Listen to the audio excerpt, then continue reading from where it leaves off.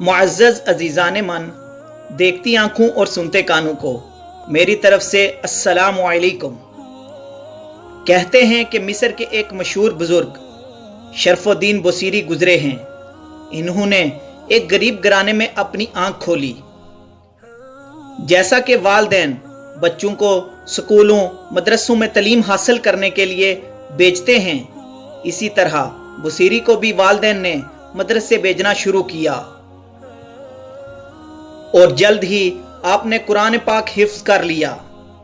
اس کے بعد آپ کے والد صاحب کی خواہش تھی کہ اب آپ کچھ کام کاج کریں تاکہ گھر سے غربت کا خاتمہ ہو سکے، جبکہ بصیری ابھی مزید تعلیم حاصل کرنا چاہتے تھے۔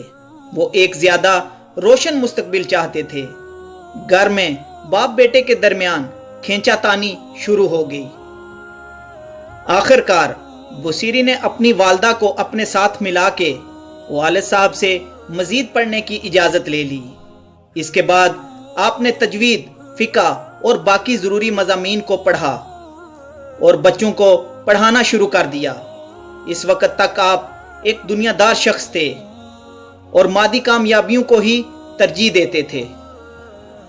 آپ غربت سے نجات حاصل کرنا چاہتے تھے۔ شاعری کا وصف آپ کو اللہ تعالیٰ کی طرف سے نوازا گیا تھا۔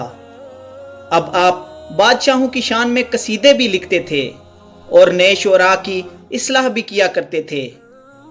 درس و تدریس سے بھی آپ منسلک تھے۔ ایک دن آپ گھر سے باہر کہیں جا رہے تھے جب ایک شخص نے آپ کو روکا۔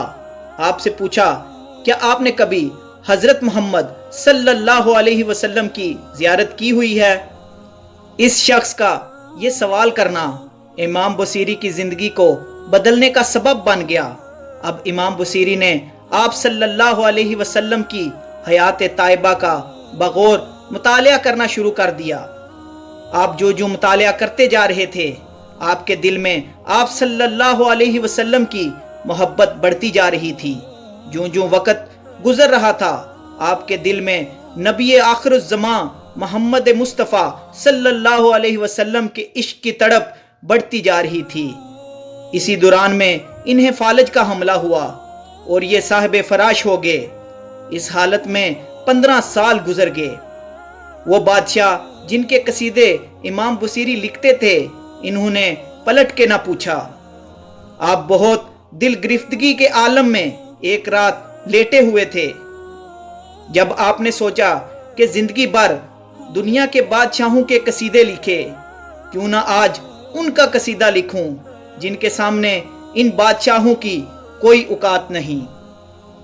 جب وہ ٹوٹے ہوئے دل سے سچی محبت کے ساتھ الفاظ نکلے تو وہ اس بارگاہ میں مقبول ہو گئے، جس کے بعد وہ الفاظ امر ہو گئے۔ اس سے پہلے بھی امام بصیری نے عرب کے صحراؤں کے خیموں میں اور خوش و جمال چہروں پر شاعری لکھی، لیکن اس رات وہ اس بدر الدجی شمس الدہی کی شان بیان کر رہے تھے جن کی خاطر اس دنیا اور اس کی ہر چیز کو تخلیق فرمایا۔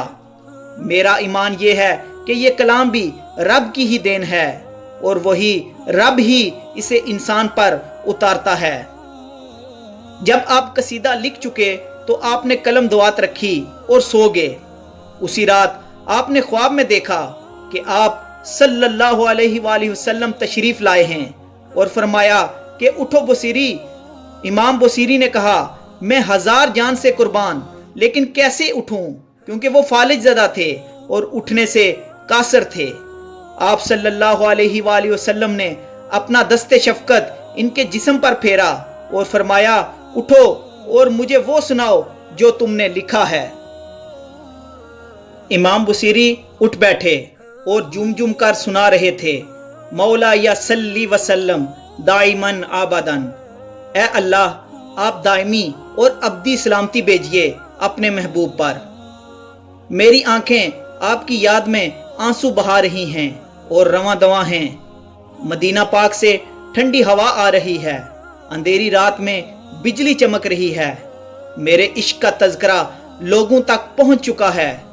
آپ میرا راز محبت بھی نہیں چھپ سکتا اور نہ ہی میرا مرض ختم ہوگا۔ تیری محبت کی خاطر میرے آنسو اور میری بیماری گواہی دے رہی ہے، میں اپنے عشق کو کیسے چھپا سکتا ہوں؟ اے دل، اگر تو حضور صلی اللہ علیہ وسلم کا عاشق نہیں تو مکہ کو دیکھ کر آنسو کیوں بہاتا ہے؟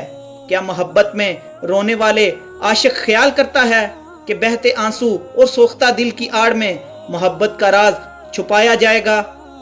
تیری آنکھوں کو کیا ہوا ہے کہ تو انہیں آنسو روکنے کے لیے کہتا ہے اور یہ بہائے جا رہی ہیں؟ تیرے دل کو کیا ہو گیا ہے کہ سمجھنے کی بجائے مزید غمناک ہو رہا ہے؟ جب رات مجھے محبوب صلی اللہ علیہ وسلم کا خیال آیا تو میں رات بھر جاگتا رہا۔ درد محبت نے میرے چہرے پہ آنسو اور رخساروں پہ زردی پیدا کر دی ہے۔ اے غریبوں کا خیال رکھنے والے، اے دلگیروں کی دلجوئی کرنے والے، اے مظلوموں کا ہاتھ پکڑنے والے، اے سچ کہنے والے، اے گناہگاروں کا پردہ رکھنے والے، اے ازل کا نور، اے حضرت محمد صلی اللہ علیہ وسلم، آپ کے منہ میں آپ کے دانت مبارک ایسے ہیں جیسے سیب کے اندر قیمتی موتی۔ اے اللہ، اپنے حبیب صلی اللہ علیہ وآلہ وسلم پر ابدی اور دائمی سلامتی نازل فرمائیں۔ اب امام بصیری جوم جم کے پڑھ رہے تھے اور محمد عربی صلی اللہ علیہ وآلہ وسلم ان کی محبت کو قبول فرماتے ہوئے ان کے ساتھ سن رہے تھے۔ جب قصیدہ ختم ہوا تو آپ صلی اللہ علیہ وسلم اتنے خوش ہوئے کہ انہوں نے اپنی چادر بردہ اتار کے انہیں مرحمت فرمائی۔